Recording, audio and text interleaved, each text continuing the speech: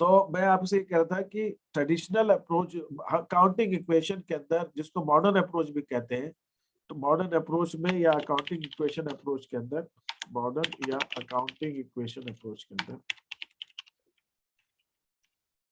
5 तरह के खाते होते हैं। 5 तरह के, ये डिसाइड करना है अपने को कि जर्नल एंट्री कैसे करेंगे, तो 5 तरह के खाते होते हैं। और जो ट्रेडिशनल अप्रोच होती है, ट्रेडिशनल अप्रोच में 3 तरह के खाते होते हैं। 3 तरह के खाते होते हैं। एक होता है रियल,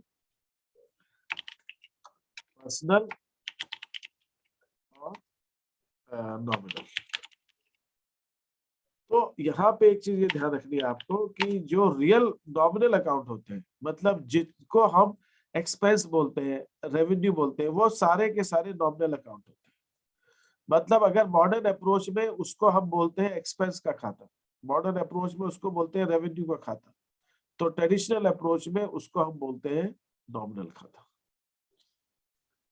मैंने आपको एक चीज ये बताई थी कि यहाँ पर मॉडर्न अप्रोच सिर्फ एक चीज देखता है कि क्या चीज प्लस हो रही है, क्या माइनस हो रही है। प्लस बढ़ रहा है या माइनस घट रहा है, उसके हिसाब से डिसाइड होता है उसको डेबिट करना है कि क्रेडिट करना है। लेकिन ट्रेडिशनल अप्रोच प्लस माइनस नहीं देखता। नॉमिनल अकाउंट का रूल क्या है? ट्रेडिशनल अप्रोच में नॉमिनल अकाउंट का रूल ये है कि अगर वो कोई नॉमिनल अकाउंट अगर कोई है, तो उसका रूल ये है कि अगर वो एक्सपेंस है या लॉस है तो उसको डेबिट कर दो, और अगर वो इनकम है, गेन है या प्रॉफिट है तो उसको क्रेडिट करो। तो नॉमिनल अकाउंट का रूल सिर्फ इतना है कि एक्सपेंस लॉस है तो उसको डेबिट कर दो, इनकम गेन और प्रॉफिट है तो उसको क्रेडिट कर दो। ये नॉमिनल अकाउंट का रूल है। नॉमिनल अकाउंट ये देखता है खर्चा है तो डेबिट कर दो, आमदनी है तो क्रेडिट कर दो, बस सीधी सी बात, वो कुछ नहीं देखता। मॉडर्न अप्रोच देखता है कि एक्सपेंस बढ़ रहा है कि एक्सपेंस घट रहा है, इनकम बढ़ रही घट, ये बढ़ना घटना नहीं देखता। ये नॉमिनल अकाउंट का रूल। दूसरा, मॉडर्न अप्रोच में जो लायबिलिटीज या कैपिटल होती है, लायबिलिटीज और कैपिटल होती है, वो हमेशा हमारी पर्सनल होती है। पर्सनल माने किसी के नाम की होती है, किसी के नाम की होती है। ठीक है, किसे राम, मोहन, सोहन, गीता, सीता, मीना, ये नाम होगा ना जिसको देना है पैसा। बैंक, ये सब पर्सनल है, पर्सनल अकाउंट। काचे है पैसा कितना अब? ठीक है, तो ये पर्सनल अकाउंट होता है हमारा जिसके अंदर हम नाम भी लिखते हैं। तीसरा, जो जिसको हम मॉडर्न अप्रोच में एसेट कहते हैं, मॉडर्न अप्रोच में एसेट कहते हैं, वो जैसे लैंड है, बिल्डिंग है, मशीनरी है, फर्नीचर है, कैश है, ये सब रियल होता है। लेकिन अगर एसेट में नाम है, जैसे डेटर्स, जिससे हमें पैसा लेना है ना, हमने किसी को उधार में माल बेचा, उससे हमें पैसा लेना है, तो वो पर्सनल हो सकता है। मतलब कहने का यह है कि एसेट रियल भी हो सकती है और एसेट पर्सनल भी हो सकती है। और लेकिन लायबिलिटीज हमेशा पर्सनल ही होगी, कैपिटल हमेशा पर्सनल ही होगा। अब सवाल उठता है कि हम डेबिट क्रेडिट कैसे डिसाइड करें, रियल में कैसे करते हैं? तो जो मैंने अभी आपको बताया कि मॉडर्न नॉमिनल अकाउंट का रूल ये है कि अगर वो एक्सपेंस है, लॉस है तो डेबिट करो, इनकम गेन्स है तो क्रेडिट करो। तो रियल अकाउंट का रूल ये है कि रियल अकाउंट ये कहता है कि डेबिट व्हाट कम्स इन, अगर आ रहा है कम्स इन, बिजनेस के अंदर वो चीज आ रही है, बिजनेस में वो चीज आ रही है तो उसको डेबिट करो। बिजनेस से अगर जा रहा है, गोज आउट, बिजनेस से अगर बाहर जा रहा है, जा रही है, तो उसको क्रेडिट करो। ये रूल है रियल अकाउंट। मतलब हमने मशीनरी खरीदी तो मशीनरी आएगी, कैश जाएगा। तो मॉडर्न ट्रेडिशनल अप्रोच कहता है मशीनरी आ रही है ना, मशीनरी भी रियल है और कैश भी रियल है, तो मशीनरी को डेबिट कर दो और कैश को क्रेडिट कर दो। अच्छा ठीक है।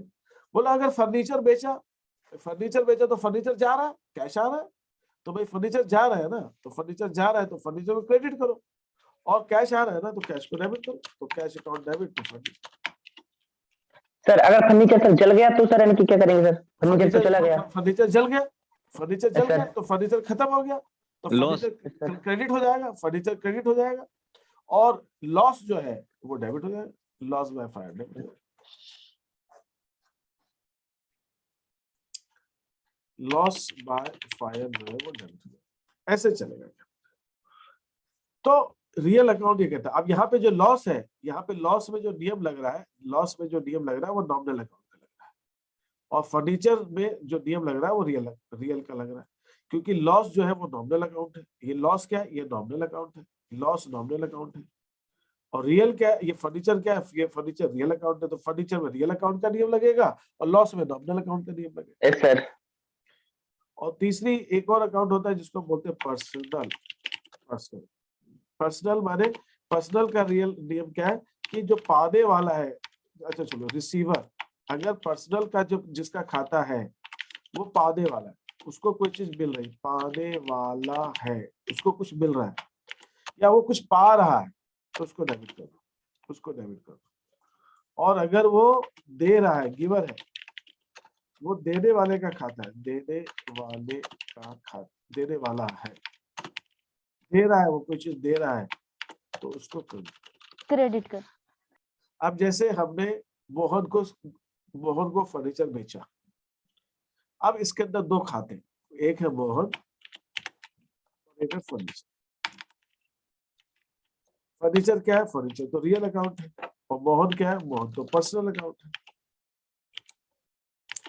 अब मोहन इसके अंदर, मोहन पर्सनल है ना, तो अब देखिए मोहन को मिल रहा है कि मोहन दे रहा है? पा रहा है। पा रहा है, तो मोहन को डेबिट कर दो। फर्नीचर रियल अकाउंट है, तो रियल का नियम क्या? आ रहा है कि जा रहा है? तो ये बता, फर्नीचर आ रहा है कि जा रहा है? जा रहा है। जा रहा है जा रहा है। मोहन के तो पास। क्रेडिट, फर्नीचर क्रेडिट हो जाएगा, फर्नीचर क्रेडिट हो जाएगा। एक और ट्रांजेक्शन लेते हैं, ठीक है। हमने जो है मान लीजिए वो दिया, सैलरी दी, तो एक कैश अकाउंट आएगा और एक सैलरी अकाउंट आएगा। देखिए कैश अकाउंट क्या होता है? कैश अकाउंट होता है रियल अकाउंट, कैश तो रियल अकाउंट होता है, कैश तो रियल।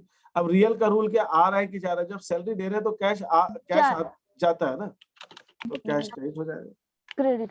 अच्छा सैलरी क्या है? सैलरी नॉमिनल अकाउंट है, तो नॉमिनल अकाउंट में खर्चा है कि आमदनी, इनकम है कि एक्सपेंस। खर्चा है सर, खर्चा। खर्चा है सर। तो ये नॉमिनल अकाउंट है, खर्चा है, तो इसको डेबिट कर दो। ऐसे ऐसे डिसाइड होता है ट्रेडिशनल। एक दो ट्रांजेक्शन और लेते हैं।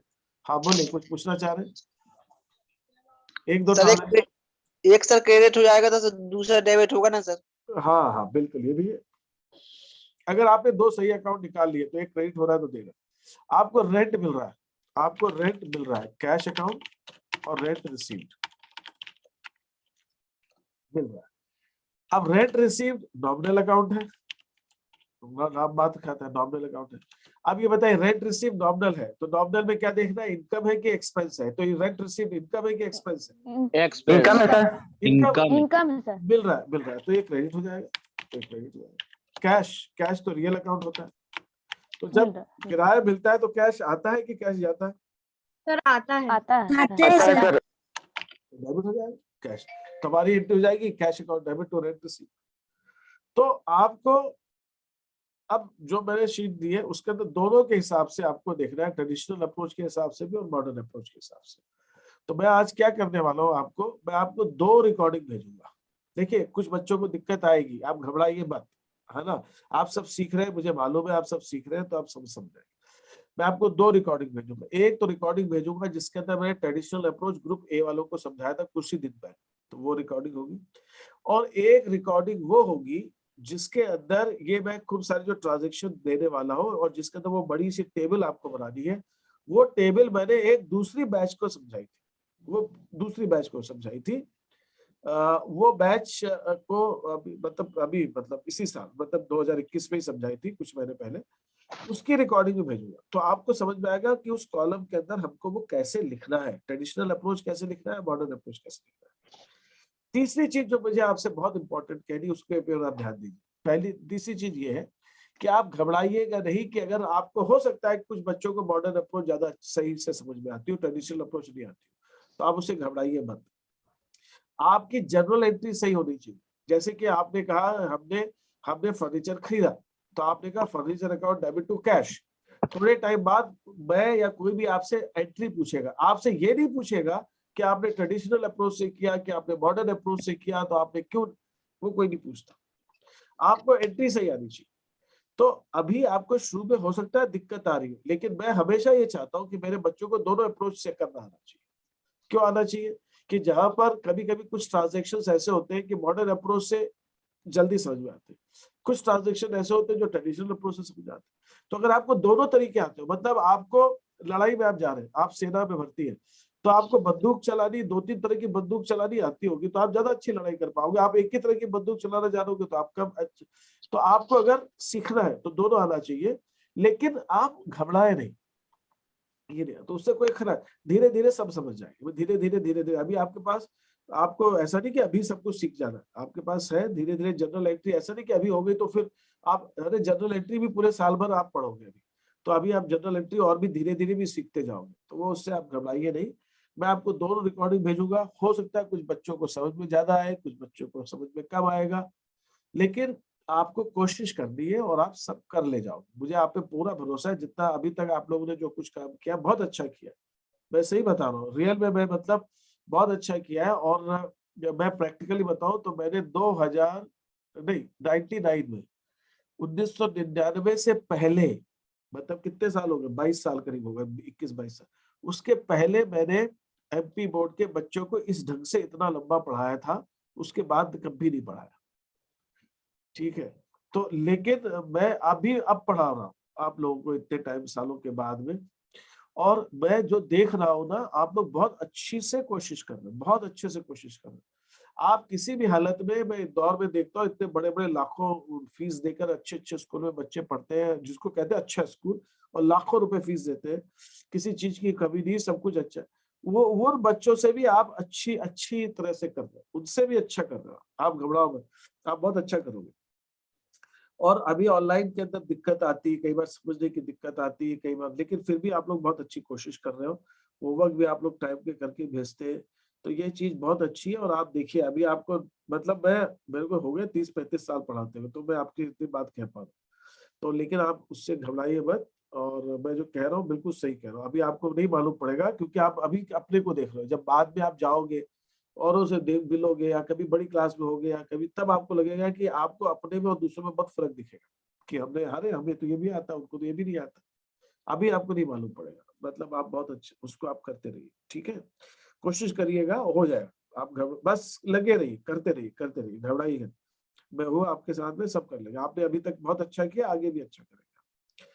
तो मैं आपको 2 रिकॉर्डिंग जैसे मैंने कहा वो भेजूंगा, आप देखिए उसको, फिर कल हम डाउट डिस्कस करेंगे। कल मैं आपकी क्लास थोड़ी सी, ग्रुप बी की क्लास थोड़ी सी बड़ी करूंगा, पहले ग्रुप ए की क्लास हो सकता है आधे घंटे की लूं, हो सकता है नहीं भी लूं, वो मैं देखता हूँ क्या उनके उनके कुछ डाउट्स है अभी भी, या हो सकता है कल मैं 1-1 घंटे की ले लूं, मैं कल देखता हूँ, आई विल डिसाइड टुमारो, ठीक है। कल आपकी 10:30 बजे दूसरी क्लास भी तो रहती है ना, वो भी तो है चक्कर, ठीक है। Yes sir. तो इसलिए मेरे पास टाइम तो उतना ही है, 1.5 घंटे का ही है, पहले था तो देखते हैं, ठीक है, देखते हैं। सर हाँ वो नई नई शीट का फॉर्मेट कैसे बनाना है, वो पहले वाला ही जो बिल्कुल शीट फॉर्मेट 10 वैसे में ही, बनाया था। फॉर्मेट बिल्कुल। मैंने अभी आपको सिर्फ 11 ट्रांजेक्शन इसलिए दिए थे कि आपको लिखने का अभ्यास हो जाए, प्रैक्टिस हो जाए, तो इसलिए 11। अब मैं आपको यस 30-40 सर। ट्रांजेक्शन भेजूंगा, तो अब आपको एक बार मालूम पड़ गया कॉलम कैसे बनाना है, तो अब आप बना सकते हैं ऐसा, यस सर। तो मैं दूंगा आपको, ठीक है। तो आप कर लीजिएगा, कल देखते हैं, कल हो सकता है मुझे 2 बार में लेना पड़े आप लोग, आपकी कब, और इसके अलावा कौन सा टाइम आपका फ्री रहता है?